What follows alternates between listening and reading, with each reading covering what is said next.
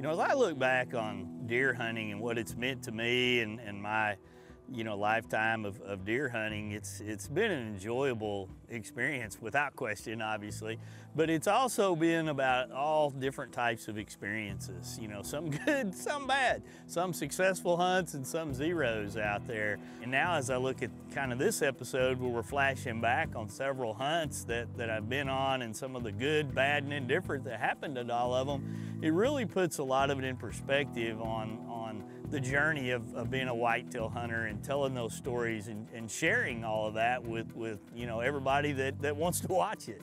I go back to a hunt in Wyoming, and it was one of those hunts that the weather was constantly changing, and I was really excited about this. A buddy of ours had set the hunt up, talked highly of the place. We got in there. It's a long-time legendary family that owns a tremendous amount of land. They were great hosts, really fun to be around. You know, our guide was taking us out, and we're hiking across some just gorgeous country, and we're jumping a deer here, and then we're spotting a deer here, and really not, you know, getting even close to them, but the encounters are phenomenal. When we eased up into one little drainage, one little area that, you know, we knew we could see several deer were bedded down in there, and one of them looked pretty good. You could just see his horns right in the country. Yeah, see that little open hole? He's in that open hole. You see his white horns. Deer gonna jumping. He's gonna get up. Yeah. There you go.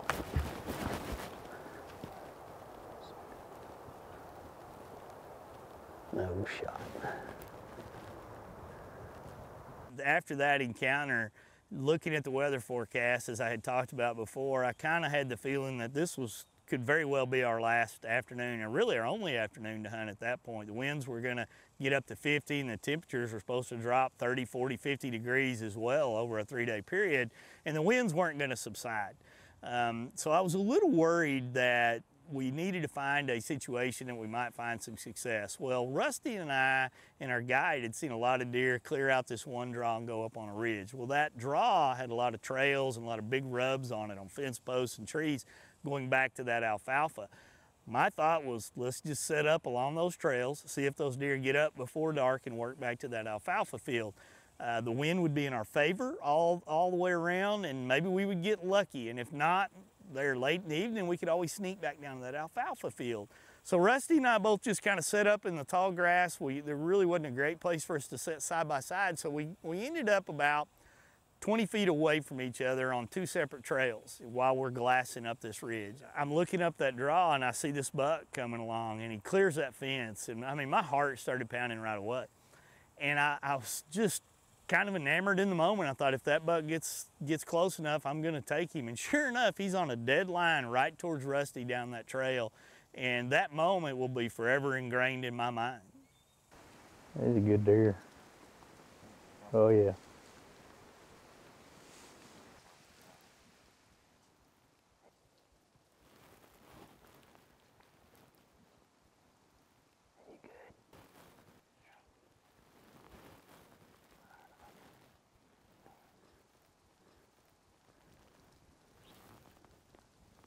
You good?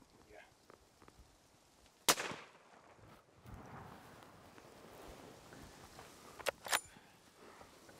That's so cool. This Wyoming hunting, I mean, I love every time I get to go to the West, and I don't come out here enough. But when I do, I love it. It's big open spaces. You get to see deer from long ways off, and you get a glass on it. You know, we've got some horrible weather coming in today, and I was getting nervous that we were gonna basically run out of time. And you know, we've been spotting and stalking and seeing good bucks. I mean, I don't know how many deer we've seen on that alfalfa field. And earlier today, we actually ran a bunch of deer that we jumped out of a creek up in this hole. And we just thought that this was gonna be perfect. The wind would be right. And you could see these deer coming across this field. And I mean, it just looks like a really good, nice 8-point Great Wyoming buck up here. And I mean, that was pretty awesome. I mean, dropped him in his tracks. I mean, dead right there. Smoked him all the way. Whew, that was so cool. I love it. I mean, right there.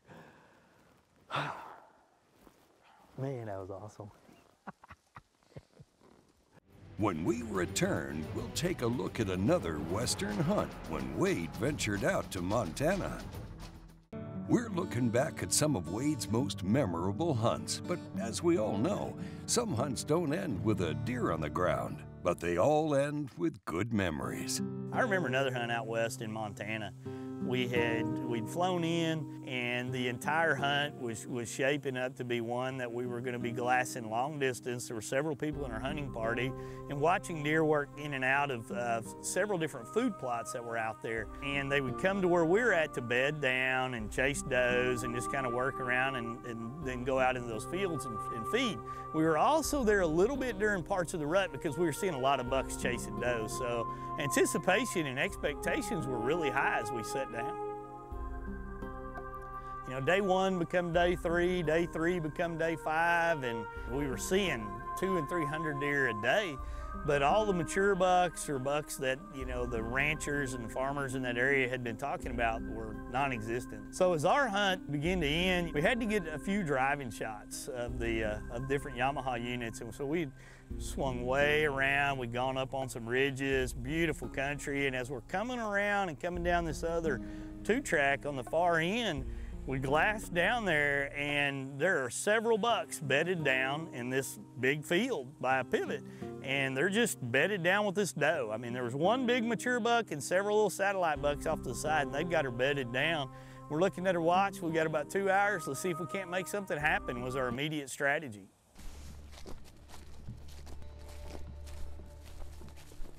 Down, down.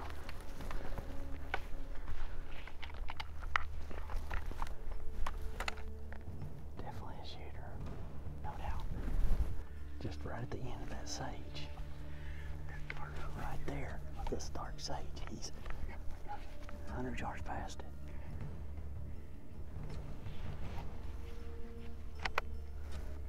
Are you set? Yeah, I see his antlers. Okay. Well, we got an absolute giant bedded down there in front of us. We've been sitting on that ridge, and we're on that one over there. We've seen several big bucks. They're rutting. And when they start that rutting stage, it's amazing where they're going to bed at. He is right beside that doe, so focused on us, it's not even funny.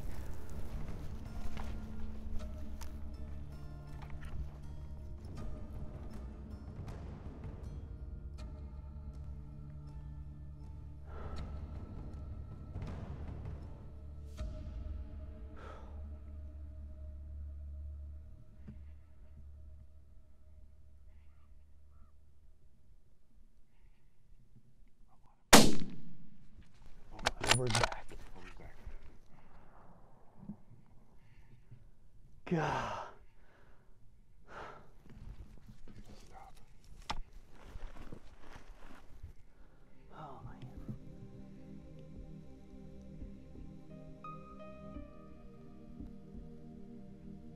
What a buck.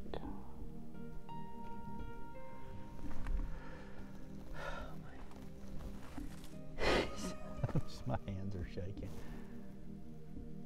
I misjudged the distance a little bit. I couldn't get my rangefinder up in time. That's one of my cardinal rules right there. I'm telling you, I always range it.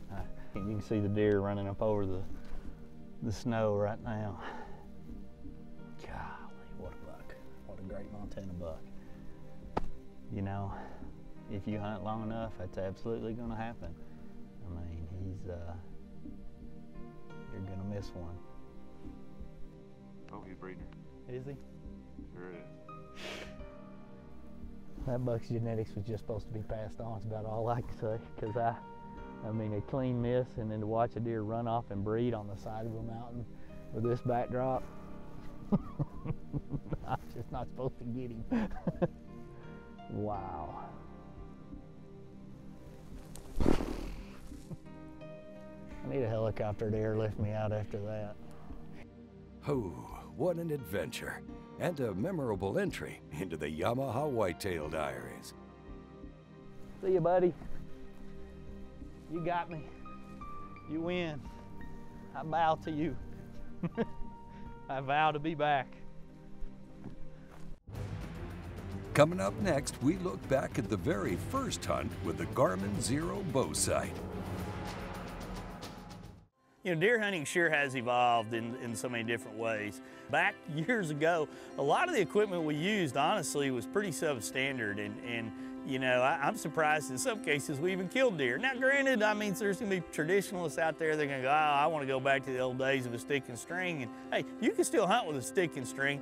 I just choose to hunt with more modern items. And that kind of brings me to a hunt about the Garmin Zero, the very first time that we were exposed to it. We were hunting on the Winlet's family ranch, and they were overnighting the Zero into us. And when we opened it up, now keep in mind this is a total pre-production item. Nobody had ever seen anything like this. There were no directions. The directions were basically a few written directions and a couple of photos and a phone number. Call me if you have questions. Now as we, fast forward and we learn more about it, this is a super easy item to actually mount and use, and it really brings it in perspective for a hunter what that type of technology does and what it can provide. So as you look at a hunting situation, in this case here, we've got a full moon, we've got no wind, really a tough hunting conditions, but we've got a stand that I've had success on in the past in similar conditions where deer are gonna come up this mountain to kind of feed and then go to a bedding area, and it seemed like the best option.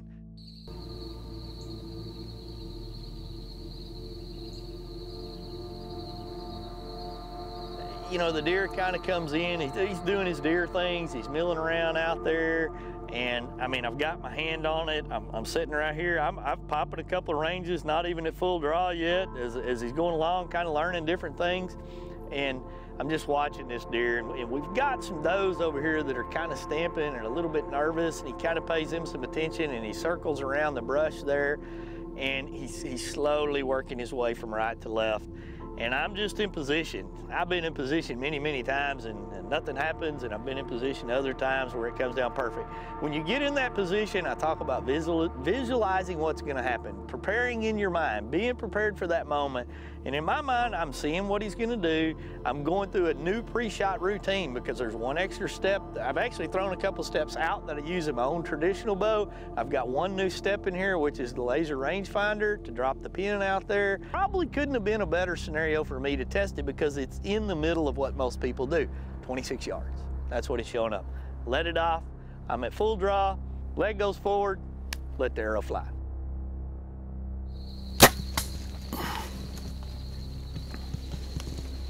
And it runs off, goes about 200 yards away. I didn't get very good penetration on that shot, honestly. But I mean, that broadhead was inside it, doing a lot of damage, and the deer was down. Yeah, buddy, right there, piled up. I mean, that's what we heard. That's what we heard. I mean, that's the stand right there. He came running down that hill and just crashed right here. God. Look at this buck. Look at this buck. Oh man, that's a great 12 point right there. Look at all of that. Oh man, that is the most agonizing time if you're a bow hunter ever, is after you take a shot, waiting to get your hands on them. You always get nervous. I mean, I've done it so many times, but I'm always nervous. Even if I know I just center punched the heart, on that deer there, I could see the arrow. I didn't feel like I got great penetration. Shot hit exactly where I was aiming, 26 yards. And it's always a minute of a moment of you just kind of waiting. And we're up in that stand, it was dead calm. This guy came in, look at these tines, look at the colors. I mean, he's just chocolate. I love those chocolate antler deer like that. Mainframe 6x6s or something, they're just always enamored me. You just don't see a lot of them, and this is a perfect mainframe 6 here. Each side for a total of 12. He didn't go probably 12 total, or probably 100 yards from where I got him right there. Outfield testing that new Garmin Zero sight right there. And being able to just change and check the distance the whole time I was in that stand, it just makes it's a total game changer all the way around. From the point of being able to watch a deer, the walking and range him, there's no guesstimation anymore. It pops that pin, that dot up right there for you. You put the dot and bang, you're done. You got them. Wow, thank you, big buck. Hey, don't go anywhere. When we return, we're taking a look back at a whitetail so legendary, it has been immortalized into a video game. Crossbow hunting is something that I never really thought about crossbows for hunting. And then I got to watch the evolution of crossbows through field testing and using them on our shows and using them in our hunts all over the place. And to me, it's mind-boggling going back into the past. You know, I can go back to probably one of the most famous deer that I've ever shot, Pincushion. You know, Pincushion is actually in a video game. You know, he has his own place of fame at our deer camp, and he has his own story immortalized in one of Cabela's big game hunts, and I got to participate in being in the video game, and I mean, that's still one of the most unique experiences I'll ever have. I want to give you a chance to bag old Pincushion. He's a wary old whitetail buck who's been shot several times before. Old Pincushion will hang back and stick to cover until the rest of the herd has moved into the clearing. The reality with Pincushion, I mean, it was so close to never happening. You know, you look at Gene Eisman, a buddy of mine, he wounded the deer. And then Steve Nessel actually got a shot at him and nicked the deer, hence his name became Pincushion. And there was a season we never saw the deer. And then there was a huge flood. And Jeff and I were the only two people at camp trying to debate on even where we could go. We were driving ATVs, trying to slosh through the mud. We got into the stand. That deer was the furthest thing from our mind on that hunt. And I was lugging a crossbow, and we were climbing up in the killing tree, and you know, and we hadn't been in there very long at all when here comes old Pincushion.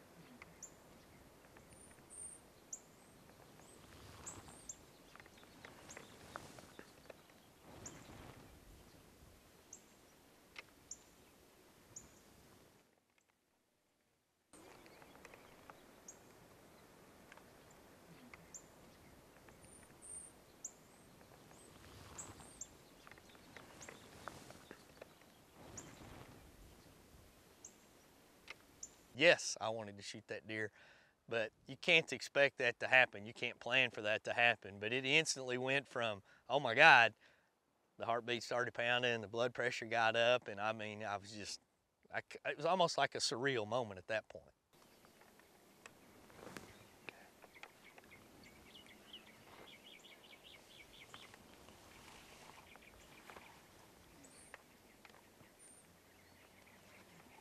I knew the exact distance of where that deer was standing. I had ranged it many, many times in the past, 26.5 yards. And as I raised that crossbow up, I knew exactly. I was waiting for that leg to go to this position where I'd be able to put the bolt exactly where it's at. What's amazing at that point, you know, even as seasoned as I am, my heart was pounding.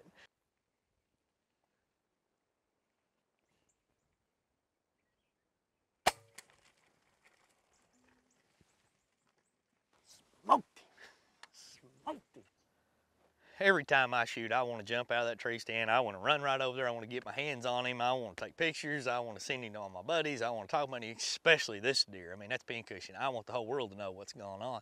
And but you can't do that. And I mean, no matter how well you know the shot's perfect, you got to give him time. That's why you do what you do. And that's why you come out here and you work all year long, and you put in your time, and you take an old guy like that. Went down to the water hole, waded out in a pond. I've never waded out anywhere to go pick up a bolt or an arrow. Picked it up and, you know, checked it out and started on that track. And, you know, we'd had enough rain, you could almost track this deer by his footprints. I mean, there's blood everywhere, but the footprints of this deer running and everything. And so we're working up this little ridge. We come out of the, you know, the Wasatch where that deer actually probably bedding at, start working up that hill. And you see blood here, you see blood there. There's always that little doubt. I don't care how long you've done this. Oh my God, am I gonna find him? And when I looked up and I could see him up there on that hill, and I knew we had got this deer. Yeah, yeah. Wow, look at that deer there. Pincushion was just meant to be mine, meant to be featured in that video game and immortalized like that. And every time I sit there at the ranch and I see that buck hanging on the wall, I mean, he's still the most talked about deer in our deer camp all the time. If you have any questions or want to share a hunting story with us, send us an email at info@whitetaildiaries.com. Thanks for watching, and we'll see you next time.